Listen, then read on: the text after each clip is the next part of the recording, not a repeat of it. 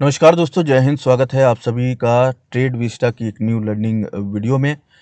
आज हम बात करेंगे, सबसे पहले तो बात करेंगे हिंडनबर्ग की रिपोर्ट के बारे में, अडानी स्टॉक्स के बारे में, और क्या हमें करना चाहिए मार्केट में, क्या नहीं करना चाहिए, उसके बारे में यहाँ पे ज़रूर बात करेंगे। देखो, निफ्टी बैंक सबसे पहले बताओ, यहाँ पे 25 जनवरी, 27 जनवरी, 25 जनवरी, 24 और 27 को यहाँ पे हैवी फॉल निफ्टी बैंक ने कर दिया है। इस फॉल को मैंने तुम्हें ऑलरेडी एडवांस में बताया था। हिंडनबर्ग रिपोर्ट दुनिया में पब्लिश होने से पहले, यहाँ पर अगर तुम देखोगे तो मैंने तुम्हें 24 के मार्केट के दिन बोला था कि मार्केट यहाँ पे तुम्हारे लिए गैप डाउन ओपन होगा। गैप डाउन होगा 25 को, और 25 को गैप डाउन ओपन होने के बाद फॉल भी करेगा। ठीक, अब यहाँ पे देखो, अगर 25 की यहाँ पे बात करें, 25 को जब भी मार्केट ओपन हुआ, मैंने तुम्हें पी बाय कराया था। इस पी ने यहाँ पर अगर आके देखोगे तो इस पी ने मेरे ख्याल से 10x का प्रॉफिट बुक किया था उस दिन 25 को। ठीक, फिर 25 को भी मैंने बोला था कि 27 को मार्केट गैप डाउन ओपन होगा, और ओपन होने के बाद फॉल ही करता जाएगा, क्योंकि मार्केट में अभी कोई सपोर्ट नहीं है, कोई भी सपोर्ट मार्केट में अभी नहीं है। तो जहाँ तक फॉल करेगा फॉल करने दो। इन दी एंड वही हुआ। पुट बाय कराया था यहाँ पे 580 रुपये के आसपास, इसने वन वे 1400 का हाई लगाया। ठीक, इसने वन वे यहाँ पे हाई लगाया, और उस दिन भी 172 1400 के आसपास का हाई लगाया था 25 को भी। तो हिंडनबर्ग की रिपोर्ट आने से पहले मैंने तुम्हें निगेटिव व्यू देना चालू कर दिया था मार्केट में ही। तो इसी को बोलते हैं परफेक्ट स्ट्रैटेजी, परफेक्ट एनालिसिस। ठीक, अभी देखो, बात करेंगे हम निफ्टी और बैंक निफ्टी के सपोर्ट के बारे में बाद में, लेकिन पहले उससे बात करेंगे हिंडनबर्ग के बारे में। ठीक, हिंडनबर्ग का जो रिपोर्ट है, सबसे पहले तो ये जान लो ये हिंडनबर्ग है क्या। ये एक रिसर्च इंस्टीट्यूट है, रिसर्च फाइनेंशियल इंस्टीट्यूट है, यूएस बेस्ड, जो कि ऐसे रिपोर्ट्स निकालती है उन कंपनीज के ऊपर जो इन्हें लगता है कि वो कंपनीज कुछ फ्रॉड कर रही हैं, मनी लॉन्ड्रिंग कर रही हैं, या फिर लॉस में है, और जनता को बेवकूफ़ बना के शेयर मार्केट में अपने शेयर प्राइसेस को बढ़ाकर मैनिपुलेशन करके ऑपरेटर्स के द्वारा हेल्प लेकर शेयर प्राइसेस को बढ़ाकर फिर लास्ट में जब बहुत ज़्यादा प्रॉफिट हो जाता है तो एग्जिट कर देते हैं। ऐसा इनका कहना है, ऐसा इन लोगों का काम है। ठीक, अब इनको बोला जाता है शॉर्ट सेलर्स भी, जो हिंडनबर्ग है ये इनको शॉर्ट सेलर्स भी बोला जाता है। अब देख लो शॉर्ट सेलर्स क्या होते हैं। जैसे देखो, ये यूएस बेस्ड शॉर्ट सेलर हैं। ठीक, शॉर्ट सेलिंग का मतलब है कि इन्होंने 100 रुपीज़ पे, जैसे कि इन्होंने कोई भी स्टॉक को 100 रुपीज़ पे शॉर्ट कर दिया, उसके बाद इन्होंने मार्केट में पब्लिकली रिपोर्ट डाल दिया कि भाई ये कंपनी लॉस में जा रही है, इस कंपनी में इन्वेस्टमेंट मत करो। इन्होंने 100 पे शॉर्ट कर दिया, सेल कर दिया। जब ये स्टॉक 15 पे आ गया तो इन लोगों ने वापस बाय कर लिया, मतलब ये जो बीच का जो 85 रुपीज़ है ये इनका प्रॉफिट हो गया। बस इतना समझ लो, जैसे हम 100 पे बाय किया हम लोगों ने, 200 पे सेल किया तो हमारा 100 प्रॉफिट हो गया। उसी तरीके से हम लोगों ने 200 पे सेल किया, वापस से 100 पे बाय किया तो 100 रुपीज़ प्रॉफिट हो गया। सेलिंग का उल्टा कर दो तो बाइंग हो जाता है। ये है इनका काम। हिंडनबर्ग का मेन काम यही है। रिपोर्ट तो ये भले देते रहते हैं, लेकिन इनका जो मेन काम है ना, वो शॉर्ट सेलिंग का है। ये ऐसे कंपनीज को ढूंढते हैं जो लॉस में जाने वाली है, या फिर जिनके ऑडिटिंग अच्छी नहीं है, जिनकी बैलेंस शीट अच्छी नहीं है, ऐसी कंपनीज को ढूंढकर ये लोग शॉर्ट सेलिंग करते हैं और उसके बाद हैवी प्रॉफिट बनाते हैं। यहाँ पर सबसे बड़ा क्लेम इस कंपनी का ये है, हिंडनबर्ग का, कि इन्होंने ये बोला है कि अडानी जो कंपनी है ये बहुत ही ज़्यादा ओवर लेवरेज्ड है, बहुत ज़्यादा इन लोगों ने लोन लिया हुआ है, प्लस ये शेलिंग कर रहे हैं पैसों की, मनी लॉन्ड्रिंग कर रहे हैं, टैक्स इवेजन कर रहे हैं। अब इसका क्या मतलब है ये भी समझ लो, क्योंकि ओपनली यहाँ पे बोला गया है इस रिपोर्ट के द्वारा अडानी कंपनी को। अब जैसे समझो, आप लोगों ने नाम सुना होगा नीरव मोदी, मेहुल चोकसी, ऐसे सब नाम सुना होगा जो पैसे लेके भाग जाते हैं ये लोग। तो ये लोग करते क्या है, देखो, अपना पैसा इन्होंने बैंक से लोन लिया, फिर उस पैसे को इन लोगों ने भेज दिया मॉरिशियस, मॉरिशियस भेज दिया, या फिर यूएई भेज दिया, ऐसी जगहों पे भेज दिया। वहाँ पे कुछ कंपनीज ऐसी फर्जी कंपनीज बना रखी हैं अपने किसी भी रिश्तेदार के नाम पे, किसी के भी नाम पे फर्जी कंपनीज बना रखी है। यहाँ से पैसे भेज दी वहाँ पे, और वहाँ पे जाकर ये पैसे फिर वापस यहाँ आए ही नहीं वापस। इसी को बोलते हैं सेलिंग, मतलब फर्जी कंपनी बना के यहाँ से पैसे वहाँ पे भेज दो, फिर फ्रॉड करके यहाँ से निकल के वहाँ चले जाओ, वहीं पे सेटल हो जाओ। कोई ट्रीटी देश की आपस में है नहीं, तो इसलिए जो कानून है वो भी कुछ ऐसे केसेस में जनरली नहीं कर पाता है। तो ये इनका कहना है हिंडनबर्ग रिपोर्ट का कि अडानी एंटरप्राइजेस सेलिंग कर रहा है, मनी लॉन्ड्रिंग कर रहा है और अपने शेयर प्राइसेस को बहुत ज़्यादा मैनिपुलेट कर रहा है इंडियन स्टॉक ऑपरेटर्स या फिर ऐसे बोल लो इंडियन ऑपरेटर्स के मदद से। अब देखो इनका कहना ये है कि ऑपरेटर्स की मदद से अपने स्टॉक प्राइसेस को ये इंक्रीज़ कर रहे हैं। इंक्रीज़ करने के बाद ये बैंकों के पास जा रहे हैं, बॉन्ड्स अपने गिरवी रख रहे हैं, अपने शेयर प्राइसेस के दम पे बैंकों से लोन ले रहे हैं और ये पैसा लेकर ये मनी लॉन्ड्रिंग कर रहे हैं, शेलिंग कर रहे हैं, पैसे भेज रहे हैं अपने शेल कंपनीज़ में और इसी को बोलते हैं मनी लॉन्ड्रिंग।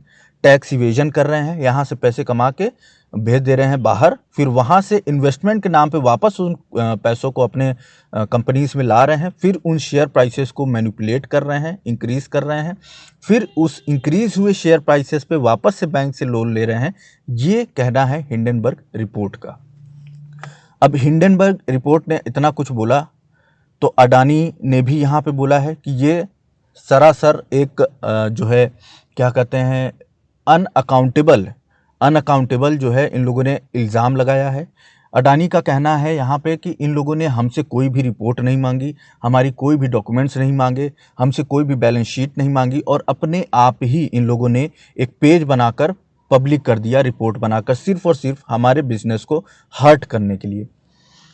अब ये सोचो कि अचानक से इस बिज़नेस को हर्ट करने की बात कहाँ से आई। ये बात आई इसलिए क्योंकि फ्राइडे के दिन पे अडानी एंटरप्राइजेस अपना एफपीओ लाने वाला था, मतलब लाया। 20,000 करोड़ का ये एफपीओ है। इंडिया मेरे ख्याल से कोल इंडिया के बाद से ये सबसे बड़ा एफपीओ है। 22,500 करोड़ का एफपीओ उसका था और इसका 20,000 करोड़ का एफपीओ है। तो यहाँ पे देखो 20,000 करोड़ का जो ये एफपीओ है ना, सबसे पहले तो जान लो ये एफपीओ क्या होता है। एफपीओ का मतलब होता है कि follow on public offer. Follow on public offer इसका मतलब ये होता है कि जो लिस्टेड कंपनीज हैं उनके प्रोमोटर्स जब अपने शेयर्स को डाइल्यूट करना चाहते हैं या फिर मार्केट में बेचना चाहते हैं कि जिससे कि वो पैसे कमा सकें अपने बिजनेस को और ग्रो करने के लिए या फिर ऐसा बोल लो लोन चुकाने के लिए, उधार चुकाने के लिए, कुछ भी करने के लिए, तो जो लोग जो कंपनीज लिस्टेड होती हैं सिर्फ वही एफपीओ ला सकती हैं। जो नहीं लिस्टेड हैं, फर्स्ट टाइम लिस्ट हो रही हैं, तो वो सारी कंपनीज तो जनरली आईपीओ लाती हैं। तो आई होप आप लोगों को आईपीओ और एफपीओ में डिफरेंस पता चल गया होगा।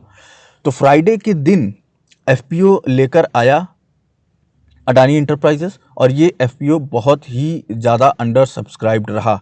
लगभग मेरे ख्याल से 5 करोड़ शेयर्स लाए होंगे मार्केट में और करीब यहाँ से मेरे ख्याल से 4.5 लाख शेयर्स ही क्या कहते हैं कि उसमें ट्रेडिंग हो पाई। 4.5 लाख शेयर्स पे ही सिर्फ बेटिंग हो पाई है प्राइसेस की और एफपीओ बहुत ज़्यादा अंडर सब्सक्राइब्ड रहे हैं और बैंकर्स ज़्यादातर इन एफपीओस पे ज़्यादा नज़र रखते हैं। बैंकर्स जो होते हैं बड़े बड़े कंपनीज वो सब ज़्यादा रखते हैं क्योंकि उनको एक चांस मिल जाता है ऐसे एफपीओस के थ्रू किसी भी बड़ी कंपनी में अपनी होल्डिंग बढ़ाने का। तो उन लोगों ने भी अपने अभी तक इन्वेस्टमेंट को होल्ड पे रखा हुआ है, बोला है कि डिले करना चाहिए थोड़ा सा। देखो यहाँ पे अडानी साहब का क्या कहना है। इन लोगों ने ओपनली बोला है कि हम लीगल एक्शन लेंगे, यूएस हो अमेरिका हो दोनों जगह पे लेंगे।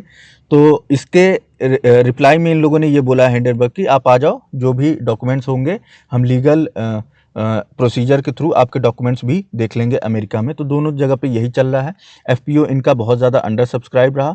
48 बिलियन का लॉस हुआ है अडानी के कंपनीज के मार्केट वैल्यूएशन में, प्लस अडानी को पर्सनल वेल्थ में लॉस हुआ है लगभग 50,000 करोड़ का, मेरे ख्याल नहीं 5 लाख करोड़ का लगभग लॉस हुआ है इनको 2 दिनों का मिलाकर।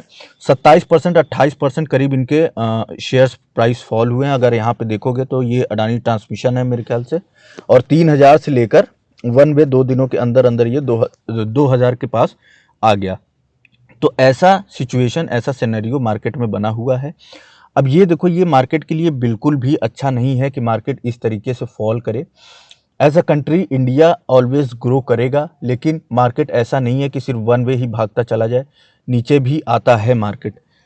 बजट आने वाला है कंट्री में, बजट बहुत इंपॉर्टेंट है और बजट के टाइम पे ऐसा 1 वे फॉल मार्केट में गवर्नमेंट के लिए बहुत ही ज़्यादा दिक्कत देने वाली है। सबसे पहली चीज़, गवर्नमेंट इसे कंट्रोल करने में ज़रूर कुछ ना कुछ एक्शन ले रही होगी, पहली बात। दूसरी बात, इलेक्शन आने में सिर्फ और सिर्फ 1 साल बचा हुआ है, तो इलेक्शन का टाइम भी है। ऐसे में मार्केट अगर फॉल करेगा, इकोनॉमी फॉल करेगा, तो भी गवर्नमेंट के लिए अच्छा नहीं है। गवर्नमेंट इसके लिए भी कुछ ना कुछ करेगी। आप लोगों के लिए यहाँ पे मैं कुछ सजेशंस रखूँगा, उन सजेशंस को ज़रूर फॉलो करना। सबसे पहले तो देखो, जो अडानी स्टॉक्स हैं, ये सारे स्टॉक्स, जो जितनी भी रिपोर्ट आई हैं अडानी स्टॉक्स की, जैसे पहले एक फिच ने लेकर आया था, फिर उसके बाद हिंडनबर्ग लेकर आया था, तो इन लोगों ने जितनी भी रिपोर्ट पब्लिश करी, उन सब में इन लोगों ने यही बताया है कि इनके जो है कंपनी ओवर लेवरेज्ड है, काफ़ी ज़्यादा लोन उठा के बैठे हुए हैं बैंकों से या फिर बॉन्ड्स वगैरह से, सिक्योरिटी को गिरवी रख के। तो इतना समझो कि तुम बैंकिंग स्टॉक्स से दूर रहो, पहली बात। क्यों? क्योंकि जब कोई कंपनी यहाँ पे बहुत बड़ी उधार लेके बैठी है और वो कंपनी फॉल कर रही है, तो उसके साथ साथ ना वो स्टॉक्स भी फॉल करेंगे, बैंकिंग वाले, क्योंकि मुद्दा बैंकिंग का है यहाँ पे। तो ये बैंकिंग के जितने भी स्टॉक्स हैं ये भी फॉल करते जाएंगे। इसलिए बोल रहा हूँ कि इन्वेस्टिंग के मामले में तो अभी तो शांति से बैठ जाओ, अभी इन्वेस्ट करने की ज़रूरत है नहीं। मार्च तक तो कुछ ना कुछ मार्केट ऐसे टाइम पास करेगा लोअर लेवल्स पे ही। अब बजट का टाइम है तो मार्केट को होल्ड करना भी चाहिए, क्योंकि ऐसे बजट के टाइम पे अगर फॉल करता जाएगा तो फिर मार्केट के लिए भी अच्छा नहीं है। सपोर्ट की बात करूं तो 40,000 एक बैंक निफ्टी के लिए मेजर सपोर्ट बन चुका है। निफ्टी की बात करूं अगर, तो निफ्टी का अगर मैं यहाँ पे बात करूं तो निफ्टी के लिए भी एक इम्पॉर्टेंट सपोर्ट बन चुका है। ये जो निफ्टी का सपोर्ट है, निफ्टी ने अपना एक इम्पॉर्टेंट सपोर्ट यहाँ पे उस दिन के लो पे बना लिया है। 17,450 460 के आसपास निफ्टी ने अपना एक इम्पॉर्टेंट सपोर्ट बना लिया है। 17,450 460 निफ्टी के लिए एक इम्पॉर्टेंट सपोर्ट है, और बैंक निफ्टी के लिए एक इम्पॉर्टेंट सपोर्ट है 40,050 का। ठीक, अब इसके ऊपर सपोर्ट एंड रेजिस्टेंस क्या रहेगा मंडे के लिए इंपॉर्टेंट, इसके ऊपर मैं डिटेल वीडियो लेकर आऊँगा, कल पोस्ट कर दूंगा। ये मैं तुम लोगों को हिंडनबर्ग के बारे में समझाने के लिए वीडियो बना रहा था। ठीक है, हिंडनबर्ग का जो रिपोर्ट है उसका पूरा डिटेल मैंने तुम लोगों को यहाँ पे दे दिया। अगर कोई कन्फ्यूजन है तो नीचे कमेंट करके ज़रूर बताना, मैं तुम लोगों को फिर नेक्स्ट वीडियो में जो कि मैं कल लाऊंगा लेवल्स के लिए प्रेडिक्शन के हिसाब से, तो उसमें मैं सारा डिटेल बता दूंगा कि रेजिस्टेंस क्या क्या रहेगा, सपोर्ट क्या क्या रहेगा, और निफ्टी का रेजिस्टेंस सपोर्ट क्या क्या रहेगा, और कहाँ पे हमें कैसे ट्रेडिंग करनी है, क्या ब्रेकडाउन होगा, तो क्या ब्रेकडाउन हो सकता है या फिर क्या ब्रेकआउट हो सकता है। मेरे हिसाब से बस इतना मान के चलो कि मार्केट ने, निफ्टी ने और बैंक निफ्टी दोनों ने सपोर्ट बनाया हुआ है।